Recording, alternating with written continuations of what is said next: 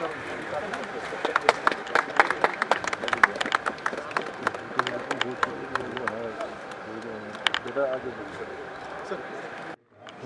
बचेगा तो हम सब नेशनल एंथम को ताज़ीम है और एहतराम खड़े हैं। आप दोबारा गुजारिश कर रहा हूँ सर जाओ सर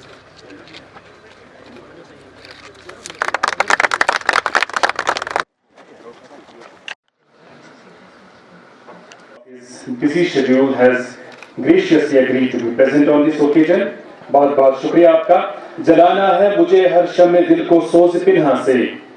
आइए इस शुभकामनाएं खुसूसी और दीगर मौजूद मेहमानों से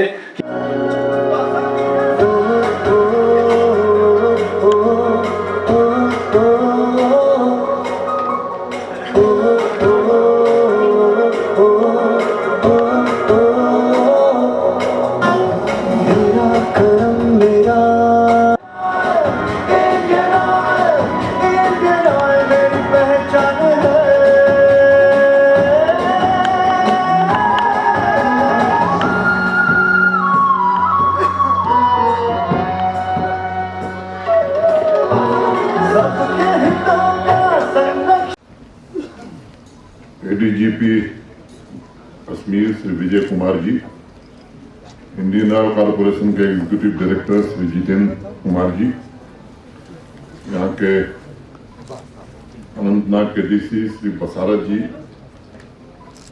यहाँ के एसएसपी आशीष मिश्रा जी, हमारे एक और बगल के जनपद के भी एसएसपी श्री संदीप आए हुए हैं, इंडियन ऑयल कॉरपोरेशन के सभी वरिष्ठ अधिकारीगण, जम्मू कश्मीर प्रशासन के हमारे सभी अधिकारी, यहाँ के म्यूनिसिपैलिटी के चेयरमैन साहब, देवियों, सज्जनों और मित्रों, मैं आप सभी को अनंतनाग एलपीजी बॉटलिंग प्लांट के शुभारंभ की बहुत बहुत शुभकामनाएं देता हूं। आज इस प्लांट की शुरुआत के साथ सर्दियों में, विंटर्स के महीनों में कश्मीर घाटी और विशेष तौर से अनंतनाग और आसपास की एरिया में एलपीजी की सप्लाई में जो दिक्कतें आती थी उसे काफी हद तक दूर किया जा सकेगा और सामान्य कंज्यूमर के घर तक एलपीजी सिलेंडर समय से पहुंचे, इसकी व्यवस्था सुनिश्चित की जा सकेगी। मैं इस अवसर पर विशेष रूप से माताओं बहनों को विशेष रूप से बधाई देता हूं। इंडियन ऑयल कॉरपोरेशन तथा झेलम ऑयल एजेंसी को भी मैं हृदय से शुभकामना देता हूं। अभी जितेंद्र कुमार जी जब बता रहे थे तो इसके बारे में उन्होंने काफी विस्तार से बताया है। मुझे बताया गया है कि 5 एकड़ में फैले इस प्लांट की सालाना कैपेसिटी 12,000 मीट्रिक टन है और 4 फिलिंग मशीन यहां स्थापित की गई, यानी प्रतिदिन एलपीजी के 10 ट्रक इस प्लांट से निकलेंगे। लगभग 3240 सिलेंडर यहां से रोज निकलेंगे और जो कश्मीर घाटी के हमारे कंज्यूमर्स हैं उनके घरों को सप्लाई कर सकेंगे। पिछले 12 तारीख को जितेंद्र जी और इंडियन ऑयल के यहाँ के वरिष्ठ अधिकारियों से मेरी भेंट हुई थी। अभी उन्होंने बताया भी कि श्रीनगर में एक डिपो अतिरिक्त टैंकेज और सप्लाई चेन को लेकर स्थापित किया है। जो थोड़ी बहुत दिक्कतें पहले आती थी, आज का जम्मू कश्मीर प्रशासन आम नागरिक की सुविधाओं की वृद्धि के लिए व्यवस्थाएं किस तरह से सुनिश्चित की जाए, हर प्रकार से प्रशासन मदद कर रहा है। आप सबको ध्यान में होगा, खासतौर से सर्दियों में, विंटर्स में स्नोफॉल हो जाए, नेशनल हाईवे बंद हो जाए, लाख कोशिशों के बावजूद 4 दिन, 5 दिन, हफ्ता लग जाता था और 10 जिलों में हमारे कश्मीर डिवीजन के एलपीजी की डिमांड बढ़ जाती थी। विंटर प्रिपेयरनेस की बैठक जब हम लोग करते थे तो बिजली की उपलब्धता, पानी की उपलब्धता, फूड ग्रेन्स की उपलब्धता, किरोसिन ऑयल की उपलब्धता के साथ साथ ये भी देखना पड़ता था कि डीजल, पेट्रोल, एलपीजी ये पर्याप्त मात्रा में है या नहीं। ये सुनिश्चित करने की कोशिश हो रही है कि प्रतिकूल मौसम में भी आम नागरिकों को बुनियादी सुविधाएं लगातार मिलती रहे, उन्हें कोई असुविधा न हो, इसकी हर प्रकार से कोशिश की जा रही है। और ये जो आज का प्लांट है, मुझे लगता है कि इससे आम नागरिक की सुविधाएं बढ़ेगी। एक और भी व्यवस्था है इसमें, यहाँ 500 सिलेंडर बीपीसीएल और एचपीसीएल के भी स्टोर किए जा सकते हैं। तो जो इनके डिस्ट्रीब्यूटर हैं, इनके लिए भी एक खुशखबरी है। एक समय था इस देश में, आप लोगों ने भी देखा होगा, जब एलपीजी के कनेक्शन के लिए लंबी लाइन लगती। मुझे याद है, मैं लोकसभा में था तो 3 महीने में 50 कूपन मिलते थे और इतनी सिफारिश होती थी कि समझ में नहीं आता था किसे दिया जाए किसे न दिया जाए। धीरे धीरे देश आज इस स्थिति में पहुंच गया। उस समय वाजपेयी जी प्रधानमंत्री थे, उसी समय ये स्थिति हो गई कि अब एलपीजी सामान्य आदमी के उपभोग की चीज बन गई। और माननीय नरेंद्र मोदी जी जब प्रधानमंत्री बने तो 2016 में जो उज्ज्वला योजना का शुभारंभ हुआ, खासतौर से हमारे जो गरीब परिवार के भाई बहन थे और विशेष रूप से हमारी बहनें और माताएं थी, प्रदूषण मुक्त युग की शुरुआत करने के लिए आप में से अनेक लोगों ने देखा है कितने धुएं के दुष्प्रभाव से कितनी महिलाओं की आंखें खराब हो जाती थी, फेफड़े खराब हो जाते थे। और आज मैं कह सकता हूं कि देश के एक बड़े वर्ग को उज्ज्वला का लाभ मिला है। और उज्ज्वला 1 जब शुरू हुआ था तो करीब 8 करोड़ गरीब लोगों को देश के एलपीजी कनेक्शन दिए गए। और उज्ज्वला 2 जब शुरू हुई तो 1 करोड़ ऐसे परिवारों को एलपीजी कनेक्शन प्रदान किया गया पहले चरण में, और उनको हॉट प्लेट भी निःशुल्क प्रदान की गई। जम्मू कश्मीर में लगभग 12.5 लाख घरों को उज्ज्वला 1 के अंतर्गत एलपीजी कनेक्शन दिए गए। और मैं इंडियन ऑयल के वरिष्ठ अधिकारियों से आग्रह करूंगा कि अगर कुछ लोग छूट गए तो मुझे लगता है कि इसका भी सैचुरेशन कर दिया जाना चाहिए, क्योंकि एक हम सबकी मंशा है।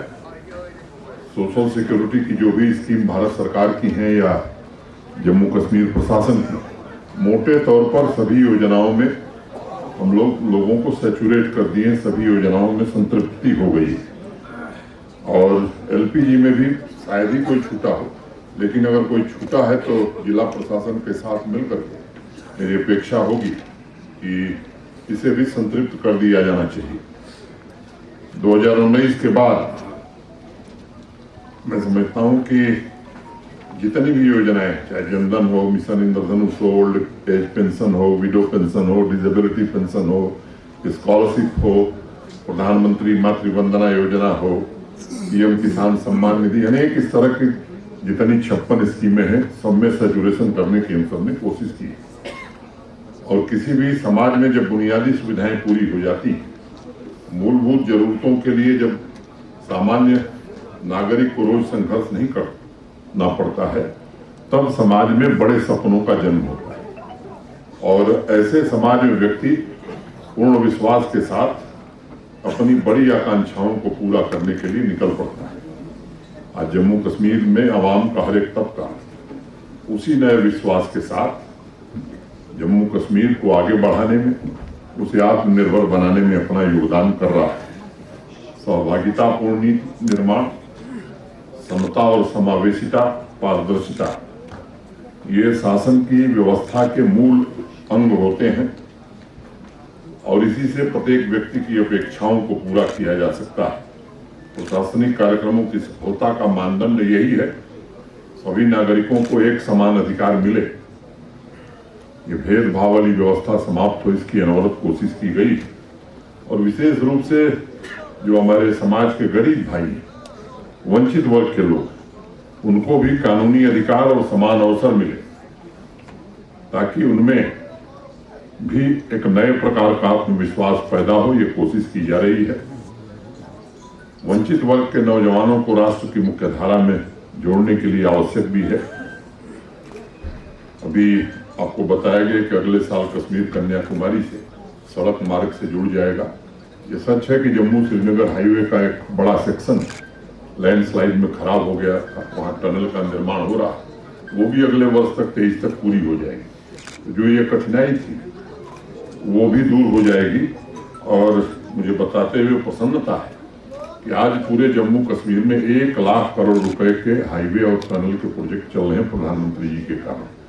तो कनेक्टिविटी किसी भी इलाके की बेहतरी के लिए, विकास के लिए सबसे आवश्यक है। तो चाहे वो रोड कनेक्टिविटी हो, रेल कनेक्टिविटी हो, और अगर मैं एयर कनेक्टिविटी की बात करूं तो आप सब यहाँ जानते हैं कि सर्दियों में किस तरह से श्रीनगर दिल्ली का किराया बढ़ जाता है।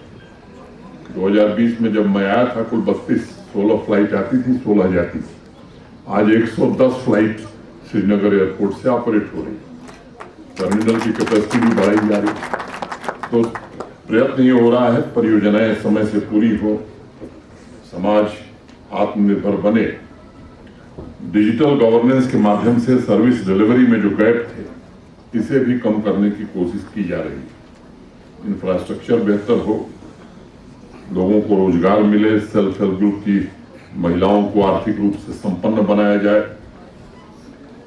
युवाओं के लिए अनेक कार्यक्रम, हौसला, साथ, राइज टुगेदर जैसे कार्यक्रम महिलाओं को सशक्त बनाने के लिए प्रारंभ किए गए हैं। आजादी के इस अमृत कालखंड में जम्मू कश्मीर के सामर्थ्य को कैसे बढ़ाया जाए, गांव, गरीब, किसान, नौजवान, विद्यार्थी, महिलाएं, इनके जीवन को कैसे बेहतर बनाया जाए, इनके सपने को कैसे पूरा किया जाए, प्रशासन प्रतिबद्धता के साथ इस पर काम कर रहा है। समर्थ और सक्षम जम्मू कश्मीर भारतवर्ष का विकसित क्षेत्र बने, ये सबके सहयोग से ही संभव है। आप सबको मालूम है कि आने वाले समय में कल से ही न पांडुरंग जी बैक टू विलेज, कल से पुनः बैक टू विलेज कोर्स शुरू हो रहा है।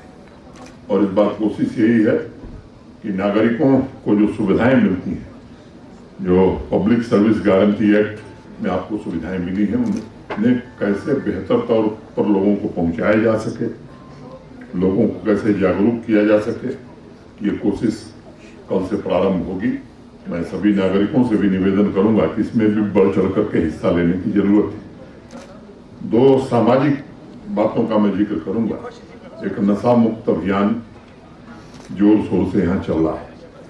हमारी नौजवान पीढ़ी का एक बड़ा वर्ग इस दलदल में फंस गया है। प्रशासन कोशिश कर रहा है, पुलिस भी कोशिश कर रही है। समाज के लोगों को भी आगे आकर के इसे जन अभियान में तब्दील करना होगा।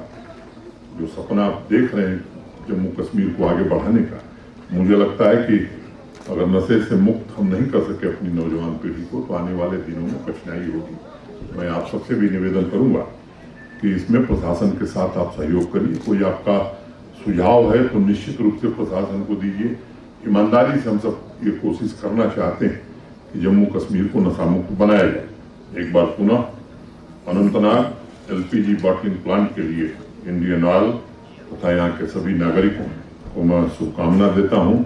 बहुत बहुत धन्यवाद। नमस्कार।